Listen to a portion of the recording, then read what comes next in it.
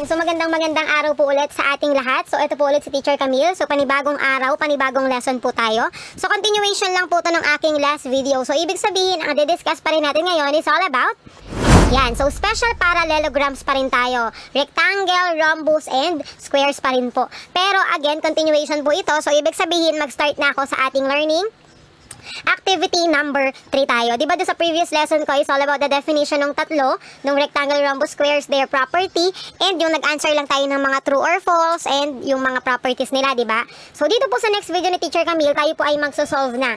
Syempre, by applying the different properties na natutunan natin dun sa ating mga special parallelogram. So learning task number 3 na tayo, learning activity po pala. Baguhin ko to ha.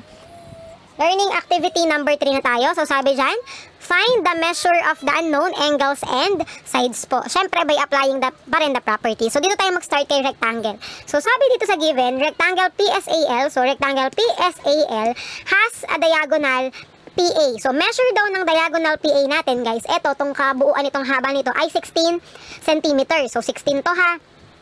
So, ang pinapahanap sa atin ay yung measure ng PM. So, eto lang daw pong kalahati. Now, paano po natin gagawin yon? So, kung natatandaan nyo pa, di ba sabi natin, a rectangle is also a parallelogram. So, ibig sabihin, we can say that pwede natin gamitin yung property that the diagonals bisect each other. And katulad nga na sinabi kong paulit-ulit, pag sinabi natin they bisect each other, hindi lang sila basta hinati, sila po ay nahati into two equal parts. So, ibig sabihin, kung ang haba ni PA ay 16, paano natin makukuha si PM? So, ibig sabihin, ang magiging solution lang natin, dito na lang sa gilid ha, ay si PA, i-divide ko lang sa 2. Tama po ba? Para makuha natin si PM. So, ibig sabihin, si PM is equal to, diba, ito yung hinahanap. Si PA, divide ko lang sa 2 para makuha ko yung haba ni PM. Tama po ba? Kasi alam natin that the diagonals bisect each other. So, ibig sabihin, nahati into 2 equal parts. So, kung ano man yung sukat nito, ay yun din yung sukat nito. So, ibig sabihin, si PA, which is 16, i-divide ko lang sa 2. So, ibig sabihin, kung ang PA natin ay 16, divide nyo lang sa 2, makukuha nyo na si PM. And what is the answer? So, we have 16 divided by 2. Napakasimple lang. The answer is 8. Nakuha. So, madali lang naman, diba? So, burahin ko na itong solution dito ha. So, ibig sabihin, yung PM natin or ito, hatiin ko lang ulit si PA into 2. So, 16 divided by 2, we have 8 centimeters. Nakuha? So, yun na po agad yung sukat ng ating PM. Madali lang naman, diba? So, now, mag-proceed na po tayo kay number 2. So, sabi sa number 2, ang hinahanap is the measure of line segment SL. And as you can see, yung SL po natin is yung isa pang diagonal. Yun ang hinahanap. So, guys, dito po, hindi na natin kailangan ng solution. Why? Kasi po, given na si PA, si diagonal PA, na ang measure daw niya ay 16 cm. So, I can say na si diagonal SL is also 16 centimeters. By what property ng rectangle? So, ano ba yung nabanggit sa property ng rectangle? That the diagonals of a rectangle are congruent. So, pag sinabi natin congruent, they are equal. So, even without computing, alam ko na agad na yung sukat ni SL ay 16 din. Kasi nga po, si PA ay 16. And alam natin, when we say rectangle, dahil given na rectangle yan, ang diagonals niya ay congruent. So, therefore, yung measure ng ating diagonal SL is also 16 centimeters. Nakuha? So, madali lang, diba? So, we're done na agad doon sa ating first given, yung sa rectangle. So, we will now proceed with rhombus naman.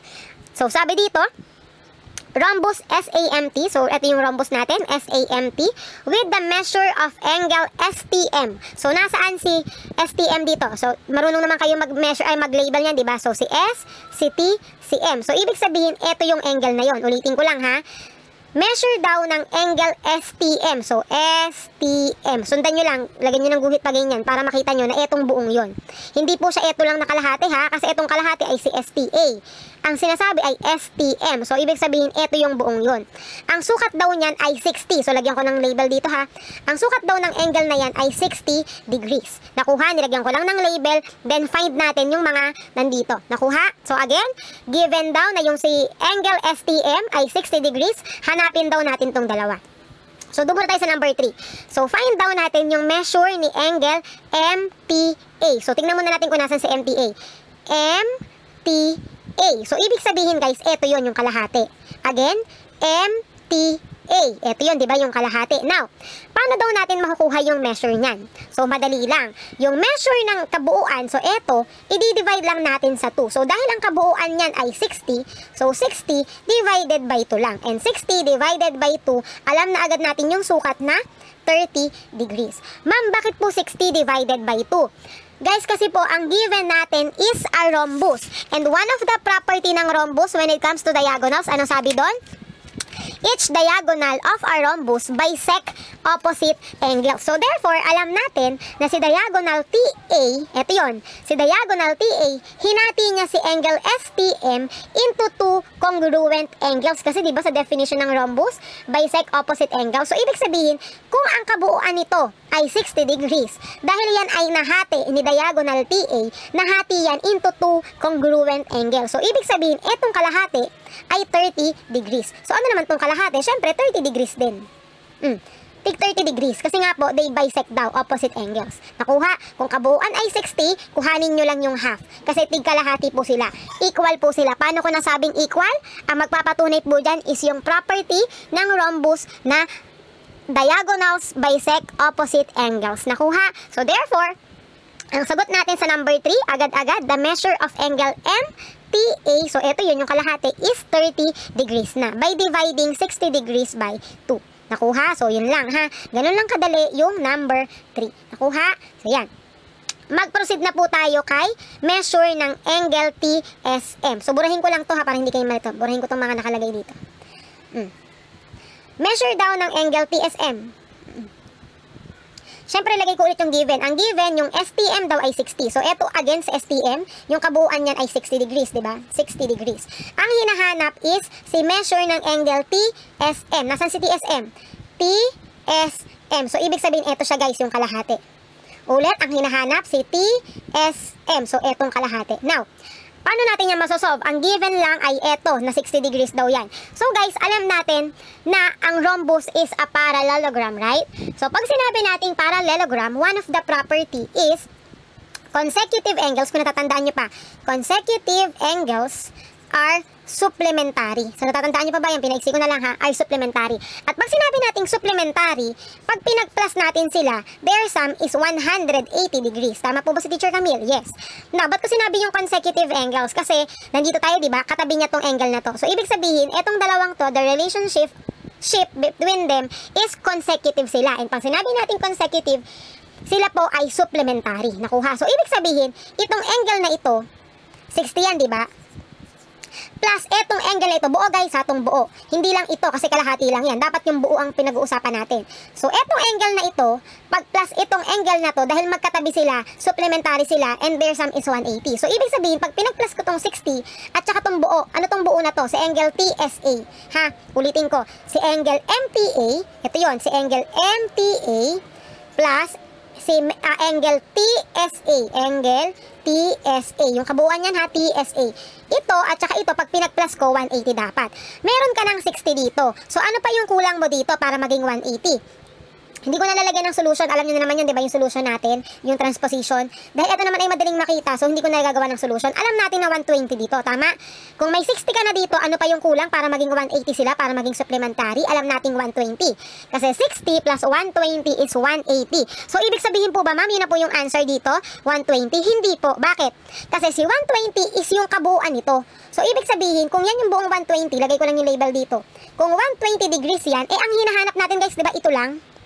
Si angle TSM, ito lang yung hinahanap. Bakit ito yung sinolve natin, ma'am? Kasi nga po, para makuha natin yung kalahati. And alam natin na ang kalahati ni 120 ay ano? Ay 60. So, ibig sabihin, kung etong kabuuan ay 120, etong dalawang to, di ba, sa rhombus, bisect opposite angle, so hinati niya into 2 equal parts. So, alam natin, kung 120 yung kabuuan, ito ay nahati into 2. So, 120 divided by 2, tig 60 po sila. So, therefore, alam na natin na yung sukat ng angle TSM natin ay 60 degrees. Kasi nga, nahati yung 120 into 2 equal parts, so tig 60 po sila. Nakuha? So, anong property yung in-apply ko ulit? Dahil sila ay magkatabi, gumamit muna ako ng consecutive angles are supplementary. Since given na 60 to, alam ko na ito ay 120. Nakuha? Pero hindi po yan ang hinahanap. Ang hinahanap lang ay si TSM, yung kalahati. At ang kalahati ng 120 ay 60 degrees. So, doon po nang galing yung answer natin sa number 4. So, sana maliwanag kahit medyo mahaba. Kuha na yung number 4. Ayan. So, madali lang naman, diba? Apply lang against the consecutive, supplementary, and then you solve na po. Nakuha. So, ibig sabihin, burahin ko na to ha. We're done answering number 4. So, therefore, magpo-proceed na po tayo kay number 5. So, salamunan. So, number 5 ang hinahanap natin, given daw si square FGHI. So, square FGHI. Given daw na square dyan. The square yan. So, ang hinahanap natin is the measure of angle GJH. So, syempre, hanapin muna natin. Nasaan yun? Si GJH. So, ibig sabihin, eto siya. Again, si GJH. Para hindi kayo mahirapan, guys, sa drawingan nyo, lagyan nyo ng guhit, diba? GJH. Diba ito si G? Si J at saka si H. Lagyan nyo ng guhit, kapalan nyo para hindi kayo malito. G, J, H. Kapag ginahita nyo, makikita nyo kung nasan yung buka ng angle. So, nandito yung angle. Nakuha. So, eto siya. G, J, H. Nakuha. So, ibig sabihin, yan po yung hinahanap natin. So, ano daw yung measure ng ating G, J, H? So, again, even without solving, alam ko na yan po ay 90 degrees agad ang sagot. Why? Anong magiging patunay mo, ma'am, na yan po ay 90 degrees po talaga? Since given daw na yan ay square, I can use the definition or property ng square natin that the diagonals of a square are perpendicular. And when we say perpendicular, it measures 90 degrees. Nakuha. So, ibig sabihin, 90 degrees to. Nakuha. So, even without solving, alam ko na 90 degrees yan. Anong patunay? Yung property po ng ating square. Nakuha. So, yan. We're done answering your learning activity number 3. So, ibig sabihin, guys, magpo-proceed na po tayo dun sa dalawang activity pa. So, yan. Burahin ko na to ha. Let's now proceed answering your next activity. Ayan, so next activity na tayo. Sabi dyan, find the measure of the unknown angles and sides of the given parallelogram. So same figure din tayo kanina, pero this time magsosolve na po tayo ng mga missing angles or sides po. Nakuha. So dito muna tayo kay rectangle. So sabi dito, given daw that yung PA natin, so obviously si PA is yung ating diagonal, ang sukat daw niyan ay 5x minus 14. So lagay ko lang, haburahin ko ito. Ang sukat daw nito ay 5x minus 14. So, yung haba nito. At si LS daw, so ito naman si LS, ang sukat naman daw niyan, so dito ko na lang lagay, ay 4x plus 6. Basta yan yung kabuuan ng LS ha. Again, yung PA daw natin is 5x minus 14. Yung LS naman daw natin is 4x plus 6. So, ang hinahanap natin is yung sukat ni PM, M yung gitna natin ha, ang sukat ni PM at saka ni SL. Now, syempre guys, hindi po tayo makakapag ng measurement or ng sukat ng mga yan kung meron pa tayong missing variable. So, therefore, kailangan masolve muna natin yung ating missing variable, which is, in this case, yung ating x. Nakuha? So, based sa ating given, the given is yung diagonals natin. Ano po ba yung property natin sa diagonals when it comes to rectangle? Kasi given na yung rectangle daw yan. So, yan. So, nabanggit doon sa ating property ng rectangle that the diagonals are congruent. So, pag sinabi natin congruent, paulit-ulit lang naman tayo sa properties, they are equal. So, therefore, I can say na si PA, si diagonal PA ay equal kanino? Kay diagonal LS. Tama po ba? If they are congruent, they are equal. So therefore, from here, makakagawa na kayo ng equation na equal yung dalawa. So si PA, ang PA natin ay 5x minus 14 ay equal daw siya kay LS, which is 4x plus 6. Nakuha? So dahil nga equal sila, yan na po yung ating equation. And pag may equation na, we can now easily solve for x, diba? So lipat natin si 4x dito. Alam nyo na to. So si 5x ay mananatili. Si 4x ay tatawid sa equal sign. So, from positive siya ay magiging negative 4x. Copy lang sa equal sign.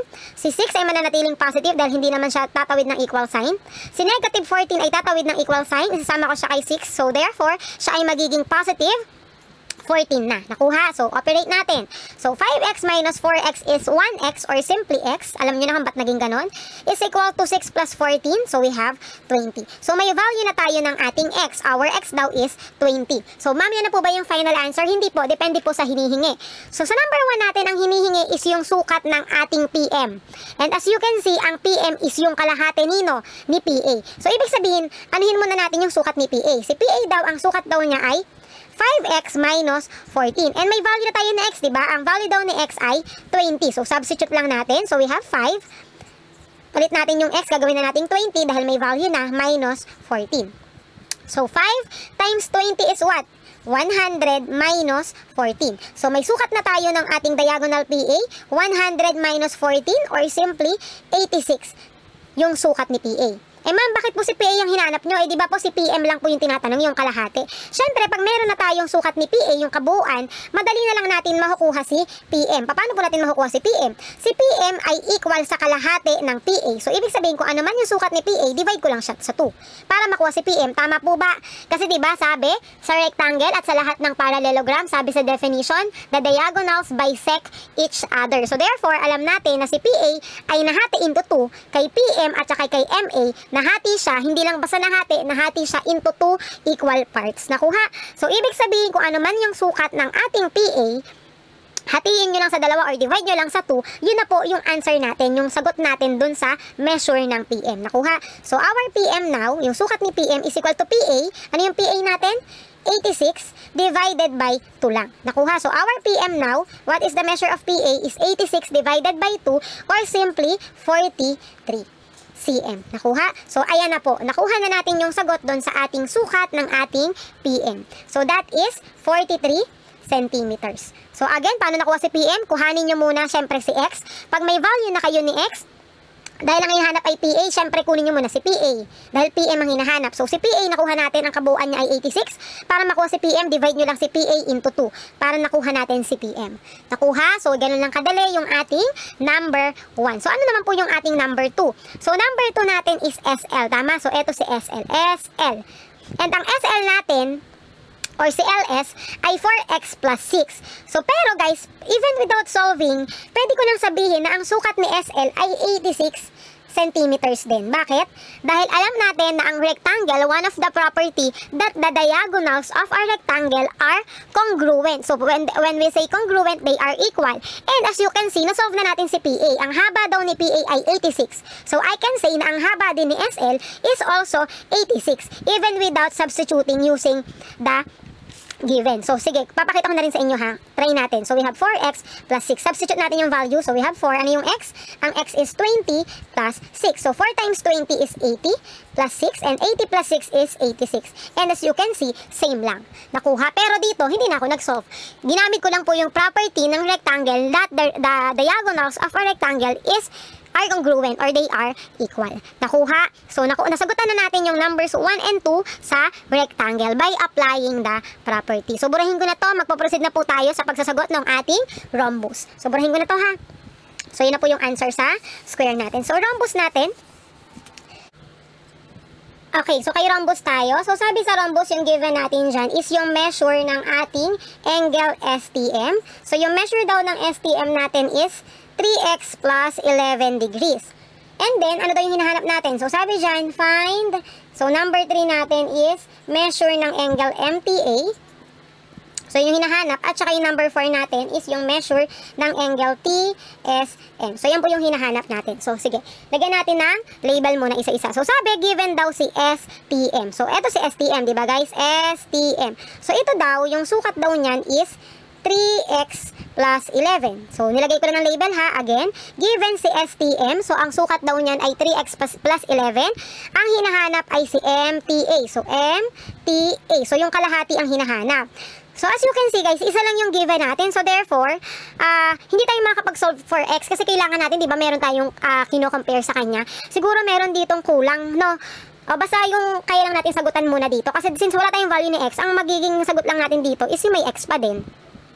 So, since ito lang yung given, si STM, ang hinahanap ay si MTA. So, yung kalahati. So, ibig sabihin guys, dahil wala nga tayong value ni x, kung ang kabuuan natin si STM ay 3x plus 11, di ba yun yung kabuuan? So, alam natin that the diagonals ng isang rhombus bisect opposite angle. So, ibig sabihin, hinati niya lang to into 2. So, si 3x plus 11, hatiin mo lang siya into 2, divide mo lang sa 2, para makuha natin si MTA. Ganon din sa STA, di ba? Kasi tigkalahati yan, di ba? So, divide nyo lang sa 2 si 3x plus 11. So, ito na po agad yung answer natin dito, guys, ha? Kasi nga, wala tayong value ni x. Nakuha? So, again, para makuha natin si MTA or yung kalahati, kung ang kabuuan ay 3x plus 11, syempre, divide nyo lang sa 2 para makuha nyo yung ating kalahati, yung ating MTA. Nakuha? O, now, ang hinahanap pa ay si angle TSM. So, eto pa, hinahanap din to, si TSM. So, kung natatandaan nyo guys, lipat ko lang to dito ha. Si letter E. Kung natatandaan nyo, one of the property ng ating rhombus that the diagonals are perpendicular. So bakit kailangan natin malaman na perpendicular yan? Kasi po alam natin na ang perpendicular is 90 degrees. Tama? Kasi ito yung hinahanap natin, wala tayong pwedeng ibang pagbasihan dito. So ang pagbabasihan ni Teacher Camille is yung triangle na ito. Imagine niyo itong triangle na to ha, si triangle SET. Ito, itong triangle na ito. Dito tayo magbe-base ha, kasi ito yung hinahanap natin eh. Si triangle TSE. So dyan tayo magbe-base. So paano natin isa-solve to? So para mas madali nating makita, papakita ko yung triangle dito ha. So imagine niyo ito si triangle, ibubukod ko po siya dito. Ito si S, ito si E, at ito si T. Diba ito yung hinahanap natin. So ito, alam natin na ito ay 90 degrees, tama?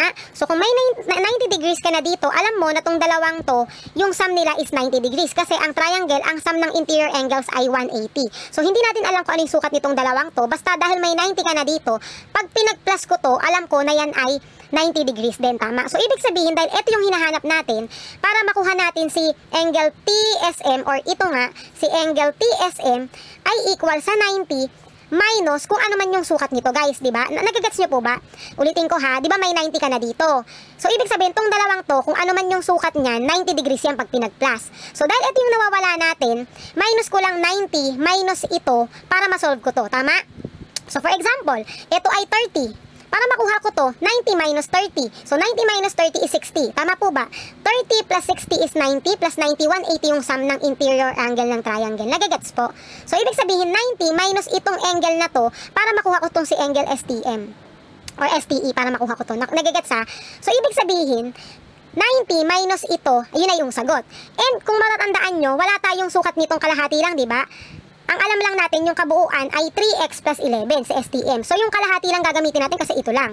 So yung kalahati, alam natin na yung kalahati ay ito, si MPA. So eto si MPA, so ganun din po si STA. So ibig sabihin, 90 minus ito, yung kalahati lang, kasi kalahati lang to. So 90 minus 3x plus 11 over 2. So eto na po yung sagot natin sa measure ng ating angle TSM. Again, sagot natin dito is 90 minus 3x plus 11 divided by 2. So, pwede nyo lang hindi i-simplify. So, basta ito na po yung answer dyan.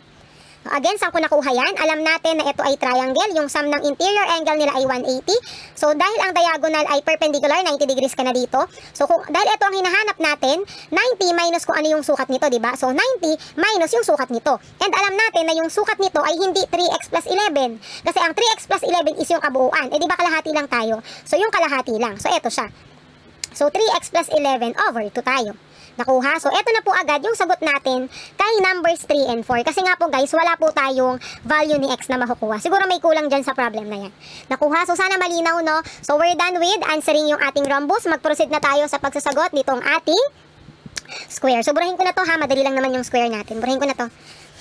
So, ulas na tong sa square eh. So, ang square natin, sabi sa square, given daw na square FGHI, find the number 5 tayo. Find the measure of angle JFG. So, hanapin daw natin si measure ng JFG. So, ito po ha. Tama ba? JFG. So, ito po yung nawawala natin. So, paano po natin isa-solve yan? Okay, so, for example, so, di ba given na guys na ito ay si triangle FGHI. So therefore, alam natin, pag sinabi nating square, lahat po ng angles niyan ay 90 degrees, right?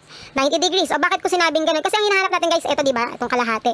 So bakit ko sinabing 90 degrees? Kasi nga po, square. And alam natin, one of the property din ng square that the diagonals bisect opposite angles. So pag sinabi natin it bisect opposite angles, hinati niya tong angle na to into two equal parts. So ibig sabihin, kung ito ay 90 degrees, ano ba ang kalahati ng 90? Yan, 45. So kung ito ay 90 degrees yung kabuuan, nahati siya sa dalawa. Tig 45 degrees. Nakuha? So ibig sabihin, nasolve na agad natin si angle JFG. So ito siya. So ang angle JFG natin is what?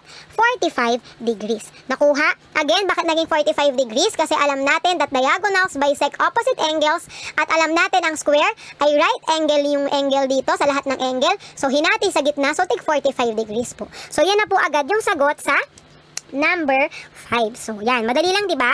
So, we're done na dun sa ating next activity. So, mag-proceed na po tayo dun sa ating last activity for this video. So, madali lang din po yun. Okay, so last activity na tayo for this video. Week 2 tayo, diba? So last activity na to dun sa ating learners packet. So sabi dito, choose the letter that corresponds to the correct answer. So isa-isay natin, multiple choice naman tayo. So number 1, sabi dyan, square FGHI. So ito yung ating magiging reference figure. So, square FGHI tayo. So, sabi dyan, if measure daw ng FJG, nasan siya dyan? FJG. Kung yung measure, ilipat ko lang to ha, para madaling makita. So, kung ang measure daw ng FJG, so eto siya, ay 5x plus 10, find x. Now, one of the property ng square natin, ang perpendicular daw niya, ang diagonals daw niya ay perpendicular. So, ibig sabihin, I can say that yung angle FJG natin ay equal saan? FJG ay equal sa 90 degrees, tama? Kasi nga po, perpendicular po sila. Ibig sabihin, kung ang measure ng FJG ay 5x plus 10, so palitan ko to, 5x plus 10, equal po siya kanino? Kay 90 degrees. Ulitin ko, ba't naging equal kay 90 degrees? Paano ko na-form etong equation natin? Kasi nga po, ang given na ang measure ni FJG ay 5x plus 10. At alam natin na yan ay perpendicular, so therefore, it is equal to 90 degrees. So, dun ko na-form yung ating equation. Nakuha? So, pag may equation na tayo, we can easily solve. So, lipat natin si 10 sa kabila. So, matitira si 5x is equal to 90. From positive 10 tatawid, so magiging negative 10. Nakuha? So, 5x is equal to what? Is equal to 90 minus 10 is 80. Tama? And may kasama po ba si x na kailangan mawala? Meron pa, si 5. So, therefore, we need to divide both side by 5. So, our x now is equal to 80 divided by 5. And 80 divided by 5 is 16. So, yan. May value na tayo ni x. Ano po ba hinahanap? Si x lang naman, diba? So, therefore, wala na po tayong gagawin dahil nakuha na natin si x. And our x is 16. So, therefore, sa number 1, the final answer is 16. Nakuha? So, we're done with number 1. Let's now answer number 2. Burahin ko na to ha. Number 2 naman tayo. So, number 2 in rhombus. So, dito na tayo kay rhombus titingin. So, in rhombus SAMT, what is the measure of angle ASM? So, ASM. So, ito yung tinatanong natin. What is the measure of angle ASM if ang measure daw ni SAT ay 35. So, kung ito daw ay 35, so lagyan ko ng label, 35 degrees daw yan. Si SAT, ano daw yung measure nito? So, katulad ng ginawa ko kanina, ihihiwalay ko tong triangle na ito. Imagine niyo ha, ito siya. Ito ay 35. So, alam natin guys that one of the property ng rhombus, the diagonals of a rhombus is perpendicular din. So, pag sinabi nating perpendicular, ito yan ha, imagine niyo ito. So, pag sinabi nating perpendicular, 90 degrees, tama? So, kahit wala nakalagay dyan, alam nyong 90 degrees yan. Tama? O ba't ko naman yan hiniwalay? Kasi, kung mapapansin nyo, triangle yan. And alam natin that yung sum ng interior angles ng triangle ay 180 degrees. Tama? So, ibig sabihin kung may 90 ka na dito, may 35 ka na dito, makukuha na natin ito. Tama? So, gawin lang natin 180 minus itong dalawang to. So, 90 plus 35 is 125. Tama po ba? Again, 90 plus 35 is 125. So, ibig sabihin, minus ko lang sa 180 yan, makukuha ko na ito. So, 180 minus 125 is 100 is 55. Tama po ba? So, ibig sabihin, alam ko na yung sukat nito. Ang sukat nito ay 55 degrees. So, ayun siya. So, the answer in number 2 is 55 degrees. Nakuha? So, again, kaya ko siya hiniwalay para makita nyo na triangle siya. At alam natin na ang triangle, the sum of the interior angles is 180 degrees. Nakuha? So, ibig sabihin, pag pinag-plus-plus ko yan, dapat 180. And tama naman, 55 plus 35 is 90. 90 plus 90 is 180. So, therefore, the answer in number 2 is 55 degrees. So, madali lang, di ba? So, we're done with number 2. Let's answer number 3 na po. So, number 3 natin, what is the measure of angle STM? So, barihin ko na ito ha. Ito yung mga kanina. STM tayo. STM. So, ito ang hinahanap natin. Teka, pantayin ko lang. Ang hinahanap natin ay si STM. So, ito ang hinahanap. So, syempre, base pa rin ito sa number 2 ha. So again, lagay ko na nga ulit, ang measure daw nito kanina is 35. Ang measure na nakuha natin nito ay 55.